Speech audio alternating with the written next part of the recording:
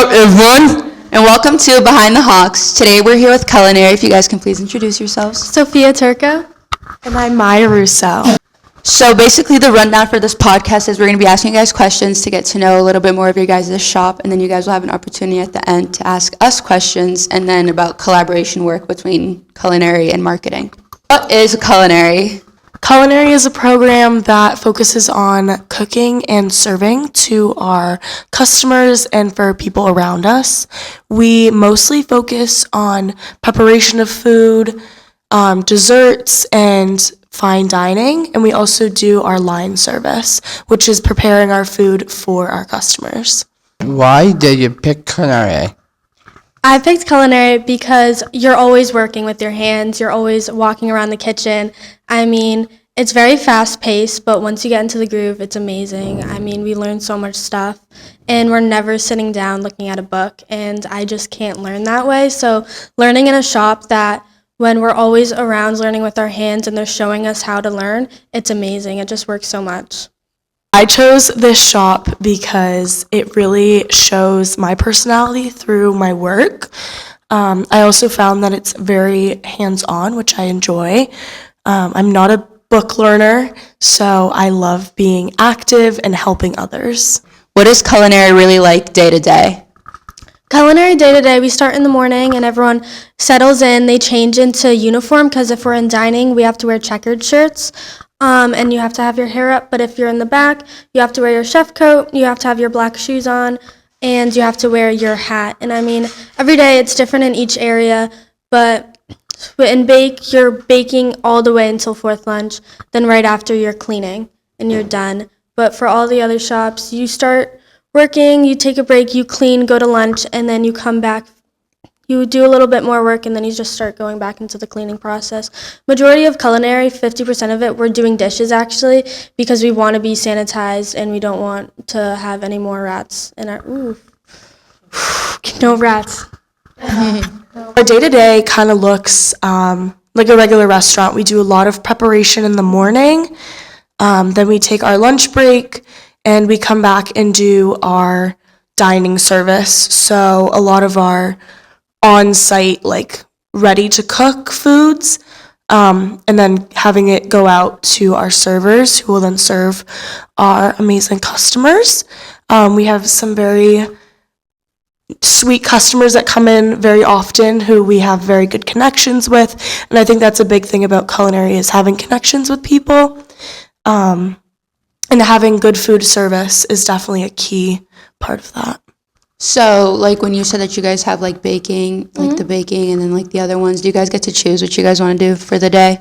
No, so you are in a group and you every single quarter you switch through dining, bake lab, prep, and line. So you every quarter you just go to the next one with the same people in your group. Oh, okay. Makes sense. Yeah, so you guys, like, get an experiment of, like, Yeah, each area? Yeah. Okay. Hardest dish you make? We were very fortunate, the two of us, to actually compete in a culinary competition this year at Gillette Stadium, which was months and months of preparation, along with two other chefs that we worked with, or students. We had a manager, and we also had a cake decorating team also. But we had the opportunity to meet some very high up chefs. So we competed at Gillette Stadium, and I think our hardest dish was probably our pan-seared scallops that we did like a salad salsa for our bedding, and then we did chive oil, and then our scallops as our like appetizer. That was a lot of work to get that stable and set. Yeah. It took a lot of practice searing the scallops because it was really hard, and actually our chef Will, he practiced with potatoes searing. Yeah. So how does that have to go with scallops? They cook at the same time. Oh, okay. Yeah. What's something that people don't expect about this shop? People don't expect the friendships and the bonds that you make with people, and the connections and the jobs that you can get from Culinary. We recently just went on a field trip to TD Garden and met some incredible chefs. some that have been in the industry for a while and some that haven't. The skill that they have was amazing. So we definitely find a lot of benefits to being in this shop. I feel like people don't realize why chefs cook for people. I mean, the happiness you see on people's face, like the love, is just amazing. I feel like that's a reason why chefs cook for the people, the connections, it's all amazing. And I feel like when people go into culinary, they don't realize the connections that they will make with people and people you meet through. Like when we went to the garden, we met amazing people who we never thought we would meet, who gave us great advice for our competition next year.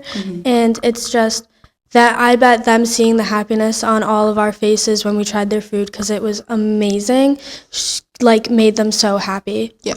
The most stressful part of cooking in the kitchen? Probably on the line service, everything's going so quick. When you're the expo, you have to communicate with every single person that is working on the line to make sure they know how many they have to make of the meals and which ones they will have to make. So I think the most stressful thing is the expo, making sure everyone knows what they have to make and make sure they get all the right numbers. Because if you tell someone that you're making one but you got another slip for like 3 more, you got to let them know that they have to make 4.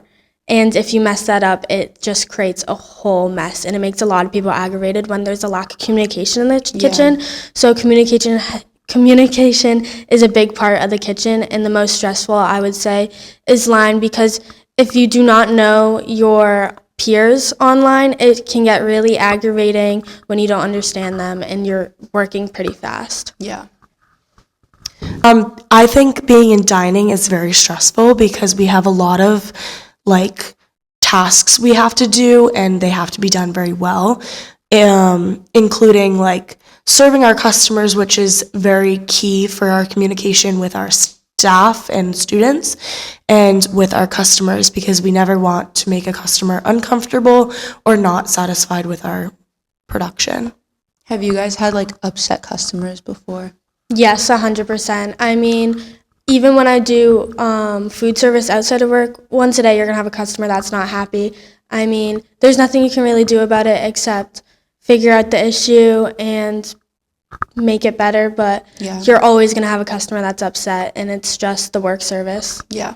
When I think of culinary, the first thing that goes into my head is Master Chef. Would you say it's that type of energy in your shop, or different? Where it's all stressful, everyone's on their own, trying to get their work done fast? We tend to actually have a lot of fun in our shop. We're constantly playing music. We're all kind of singing and just really getting to understand each other. It's definitely, they have their moments where it's very stressful, and it's kind of like a Master Chef, and we're all trying to learn how to be the best version of our chef self. But I think most of the time it's more relaxed to learn, which I find is very good, because I don't like a very stressful environment, but when it's stressful, it's very contained. Oh, every other shop, they have theory and they have projects assigned to them. Do you guys have theory? Because I know you guys said you guys don't have book work, and it's very hands-on. Yeah. So would you say that it's do you guys get assigned projects? You guys have to make this one meal, or it's Yeah, so we have projects every quarter, and everything looks different. So in prep, we had to butcher a chicken, but we do have theory junior and senior year. And junior year, we actually get surf safe, so we will be doing bookwork for that.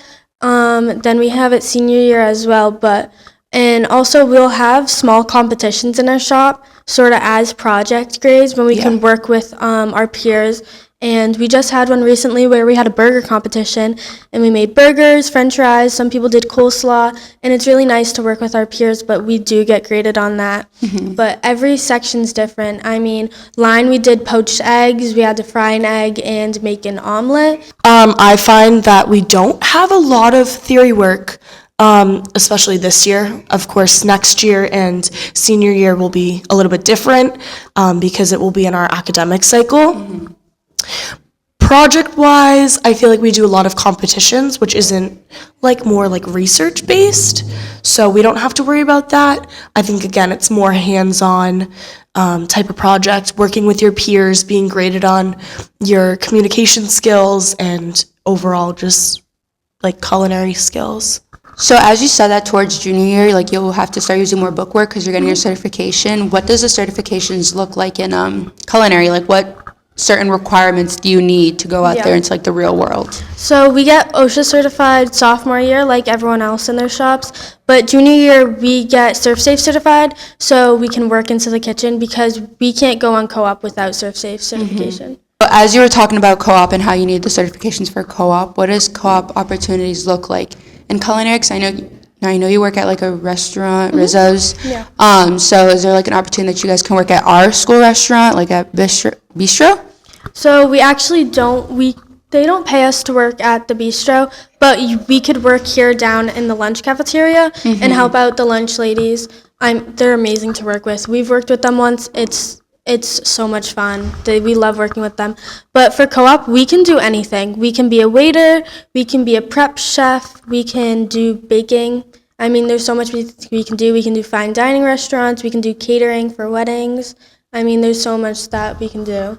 So what if you want to work at like Taco Bell drive-thru? So you're actually able to do that. I am hoping to work at Encore. I'm hoping to do the walk-in, like check-in lady. Receptionist? Yeah. So I'm hoping to do that. But yeah, there's so many opportunities you can do and kind of work with. Some of our students stay pretty local and some go far. I mean, some are working at Danversport, some are working at Brooksby Village, Buxby Village. serving. Yep. We have some working at seafood places, weddings. Yeah, no, so there's great opportunities that come with this shop too. I seen your guys' like social media posts where you guys work a lot at the Larkin, especially like during events that you're serving food. So how does the Larkin collaborate with culinary? So Chef Cello actually helps us set up everything. She is amazing. So technically, we can get community service hours for all events. We can get community service hours, but we are on the payroll, so they pay us to work at the Larkin. So not all events are on payroll, but we go over there and we do serving. So we'll usually have a buffet. And people outside, like you don't have to be in Essex Tech to book the Larkin. It is out to the public. So we have a bridals party coming up soon. But we have a lot of events for Mrs. Riccio. No, Dr. Riccio. Dr. Riccio. Yeah, Dr. Riccio. She's amazing. She actually helps us behind the scenes usually. She's lovely to work with. She has taught us a lot too because she was a culinary teacher once as well. But over there we'll do a lot of buffets and we'll serve to the parties. A lot with that is we do a lot of banquets, we do setup and cleanup. We also come up with a lot of dishes to help out with that. So we cater to a lot of our banquets and private parties. So being involved with that is also very eye-opening. To a lot of food prep. Exactly, yes. A lot of food prep and distribution of the food. So as the dining portion of your guys is like when you guys change quarterly, do you guys do the eatery too or no? So the eatery is combining with dining. So you'll get sent to the eatery for a week and then you'll go back into dining and we just rotate with it. Yeah. Yeah, so with that, I'm also in the eatery currently. So we do a lot of like sandwiches and just like ready food for the teachers. And then we also do some specialty like lattes and drinks, which we're gonna try and do more of to try and get more customers because I know a lot of teachers look for new things to try. Yeah. So I know that culinary has helped us a lot when we opened up the farm stand in the beginning of the year. You guys would provide coffee for us, even like little knickknacks there and then. So how could we give back and help you guys market culinary out there so people are more like aware of that you guys have a restaurant that is like open to outside people too and all that? Definitely with social media, that's something I can think of. Or I think having the opportunity for people to get and give gift cards and gift certificates to our restaurant. So we could do like a raffle, something like that sort. Yeah, even like a raffle basket. I think we could get some things together and have you guys kind of sell that for us to try and get more people to come in and see our shop. Yeah. That's actually a good idea because in the beginning there we did like mystery bags. So you can like put like you would have to buy raffle tickets and then like you can choose what bag you would want it to put it in. Yeah. Or not even that, like we do a lot of raffles. Like we just did the Kindness Week raffle where like if you got caught being kind, you got to choose one free item from the shop. So that's definitely like some way that we can collaborate and like help each other a little bit more so we can have like a reason to not socialize, to promote To connect, the shops at our school, and then also you guys are getting something out of it. So after you guys are done here with Essex Tech and you guys graduate, are you guys planning to go straight out to the trade field, or you guys are going to go to college? What are your plans looking like with culinary? So personally, I'm hoping to go to the CIA in New York, the Culinary Institute of America. It's very, very formal, and I see that people learn so much there. But my second pick would be Johnson & Wales in Providence. They have a good program as well. So are they both colleges? Yes, they're both colleges. Okay. For me, I'm hoping to go to college, but I think I want to work a little bit before I go to college to kind of build those bonds with different restaurants and people to then have a higher up job. So would you go to college like to do something with culinary or just for like education? That's a really good question, actually. I'm not 100% sure. I'm still kind of in the works of figuring that all out. Hopefully, I'll go to college for early education to then be able to become a teacher for culinary or a mentor of some sort. So, As the year is kind of coming to an end when we're having new freshmen next year, what would you tell them for exploring culinary, for people that have like their eyes set on culinary? What would you tell them so they know how to prepare themselves and they can be ready for it? Make connections with the chefs and your peers. I mean, that's one of the biggest things in our shop. You're with each other all day, and being friends with each other is a big part. And to not take everything so seriously. It can get very frustrating when you don't know how to do a cut or you burn something or set something on fire. It can get really frustrating inside the kitchen. And sorry, you made that face at me. something on fire. We haven't done that in a while. Someone set the RoboCoupe on fire. Oh, that's right. We see the fryer that blew Oh, up. fryer blew. To not get frustrated and to keep trying because you're not going to get it perfectly on the first try. And having patience is a really big thing in culinary because you can't just go so fast on everything. You need to time it. Yeah. That I would tell the freshmen or like incoming students is definitely try your best, but have fun. Having fun is gonna help you in life. Definitely getting to know the chefs, like Sophia said, is very important. Our chefs are very student driven and love having connections with us. A lot of us, they are our safe teachers and our safe people to go and talk to. So I think have an open mind about going into culinary and don't look down upon it. Take opportunities. Chef Cello, Chef Gardner, they all give you such good opportunities, and you cannot be scared to take them. If you have an opportunity to take it, don't be scared of what other people think because they provide a lot of opportunities for work, for connections, just everything. I think about culinary. I think about ratatouille. Ratatouille. So last year, the last day of school, we actually watched Ratatouille, and we had an ice cream bar with all of our peers. Do you like the movie Ratatouille? Yeah.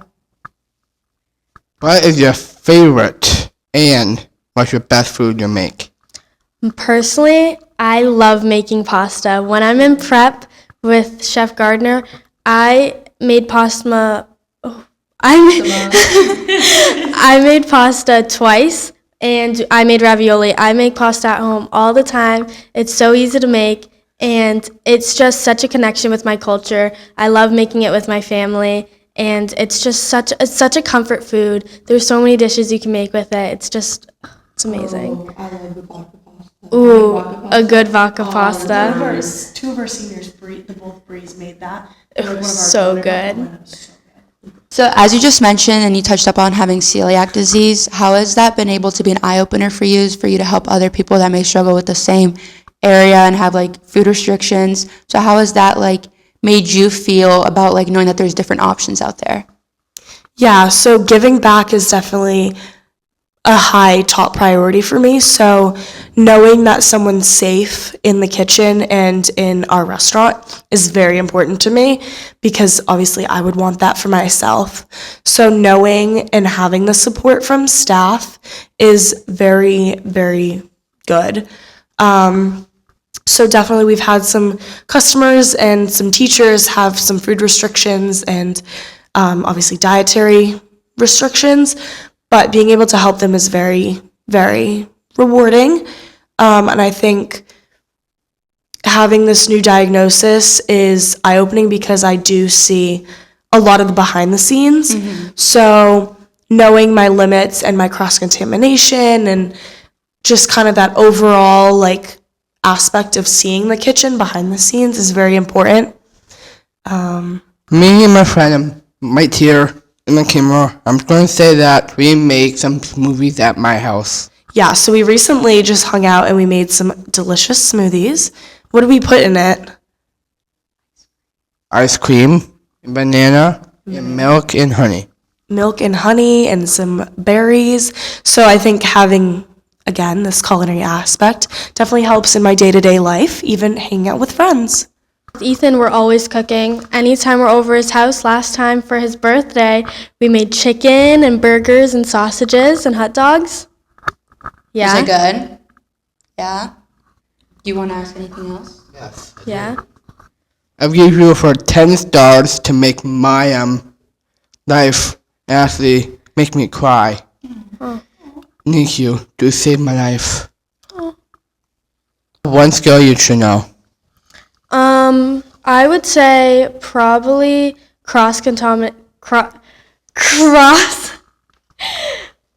probably knowing what is cross-contamination and how much it can affect people, because if someone has an allergy, it can really, really turn things really bad. And it can give like a bad look on you guys. It can make a really bad look on a restaurant, wherever you're working. So knowing what is cross-contamination, what you can do to prevent it, and stay sanitized is an amazing skill to know in the kitchen. Yeah, when I think of this question, I think of more of like a higher end kitchen and more of a bigger industry. So I think proper knife cuts and proper sanitation, using the right equipment for the right task is very important. So that's something that people should know if you're looking at it in a bigger picture. You make my life so easy that I can cook too. And also, I miss you all. I wish I could see you. That was my last day. I've always wondered, in marketing, is it all social media, or is there things that are not on social media that you guys do in your shop? You want to answer first? You can answer first. Well, in marketing, we sometimes sell things, and sometimes we check ideas on TikTok, and sometimes we use it to help us. And I would say a big little thank you for our teachers. Big thank you to the teachers. Mrs. Pushy, sometimes actually make my day to see her. I love to see her face. I love to see her passion and help us too. And Mr. G always know the way to get the correct answer is money. Sometimes we use it for our customers will buy. So Mr. G has taught you with money skills, how to ring up customers up at the checkout when you need to give back money and how much percentage you need to take off. And Ms. Pesci has always been here to help you with her passion, to help us learn with marketing, right? And Miss Coonan actually make my day because sometimes I see her students to understand her voices and help her to change the world. And sometimes they teach the kids to be like us in marketing. So marketing isn't just social media, but social media definitely has like a lot to do with marketing because it has to do a lot with branding and putting a lot of like products out there. And since now social media has become like a big thing in our world, like back then it used to be newspapers, so for you to do that you need to know how to do printing, how to make posters, how to do stuff with the digital world. But basically marketing is just learning about statistics and like learning how to run a shop and how to do finances with money, how to work behind the register. We're working a lot on customer service recently. Like we have to take our customer service exam, and like this, I think it's this cycle that we're taking it. So we've been prepping a lot since the beginning of the year.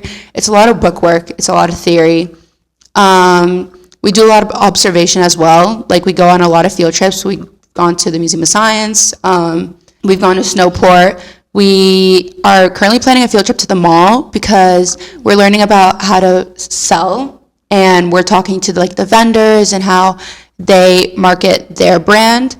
We watch a lot of Shark Tank videos too to see how one little small idea that was in their brain became to something more, and now they're out there trying to sell it. So we do a lot of projects on making our own products and how would we promote it, the target market. So it's not just social media, it's also like running the school store and like putting our imagination out there into making products that we want to do and how we would sell it and how we would get people to hear about it. So yeah.